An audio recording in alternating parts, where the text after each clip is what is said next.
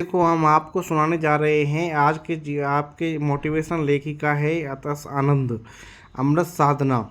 आप किसके हाथ में है आपके जीवन का रिमोट कंट्रोल? किसके हाथ में है आपके जीवन का रिमोट कंट्रोल?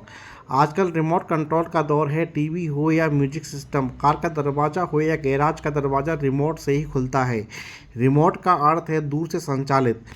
इलेक्ट्रॉनिक्स के विकास के कारण रिमोट का आगमन तो अब हुआ, लेकिन आदमी के लिए तो यह सदा से रहा है। हर व्यक्ति का रिमोट किसी और के हाथ में होता है। किसी ने कहा क्या बेकार रिपोर्ट बनाई है तो आप क्रोधित हो गए, आपका आत्मविश्वास डगमगा गया, आप पर उसकी बात का असर हो गया। किसी ने कहा आज तो बड़े सुंदर लग रहे हो, बस खुश हो गए, बार बार आईने में देखने लगी। एक ही निरंतर चलता है, सबका रिमोट दूसरे के हाथ में है। दूसरों की नज़रों से गिरे तो टूट गए, लोग एक दूसरे से डरे हुए हैं। सबसे बड़ा रिमोट तो हमने लोगों के हाथ में दे रखा है, वे लोग क्या कहेंगे। यह सबसे खतरनाक रिमोट है। इससे डरकर लोग जी रहे हैं। कोई बच नहीं सकता, इससे कोई बच नहीं सकता। एक सूफी कहानी है।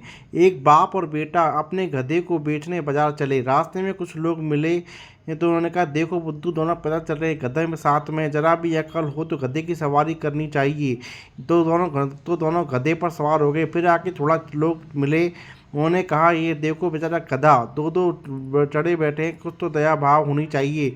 तो बाप ने कहा यही बात ठीक है। बहुत बाप उतर गया, बेटे को बैठा रखा है। थोड़ी देर बाद फिर लोग मिले, उन्होंने कहा देखो बाप तो पता चल रहा है, सुपुत्र गोदे गोदे पर बैठे हुए हैं, सुपुत्र गधे पर बैठे हुए हैं। तो बेटा उतर गया, बाप को बिठा दिया। थोड़ी देर बाद फिर मिले, उन्होंने कहा ये देखो बूढ़े तो हो गए मगर अकल नहीं गई, बेटा तो पैदल घिसट रहा है, खुद गधे पर चढ़े बैठे हैं। आखिरकार लकड़ी में गधे को बांधकर उल्टा लटकाकर दोनों कंधे पर लेकर चले तो पुल से गुजर रहे तो दोनों की भीड़ लग गई। लोग खिसखिलाकर हंसने लगे। बहुत सवारी देखी पर आदमियों को गधे पर देखा, लेकिन गधे को आदमी पर नहीं देखा। गधों को जो लोग दूसरों की फिक्र करते रहते हैं वे अपनी ज़िंदगी कभी नहीं जी पाते। दूसरों की राय में अगर हमारा जीवन चलता रहे तो मन को शांति कैसे मिलेगी। दूसरों के हाथों में रिमोट दे रखा है, उसे वापस ले लें। आपका जीवन है, आपको अपने हिसाब से जीने का हक है। दूसरों को इतनी भीड़ अहंकार भी छिपा हुआ रूप है, दिखाई नहीं पड़ता, ऊपर से ही भीतर अहंकार है। मगर जरा तलाशेंगे तो भीतर अहंकार पाएंगे। यह लगातार दूसरों की तरह प्रमाण पत्र इकट्ठा करने का भाव क्यों होता है? यह लगातार दूसरों के द्वारा प्रमाण पत्र इकट्ठा करने का भाव क्यों होता है?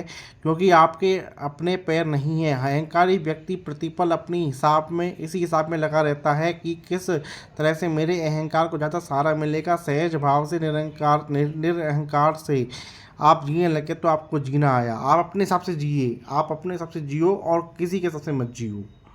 बहुत लेख सुनने के लिए बहुत बहुत धन्यवाद आपका। बहुत बहुत धन्यवाद, बहुत बहुत आपका आभार व्यक्त करता हूँ। बहुत बहुत धन्यवाद।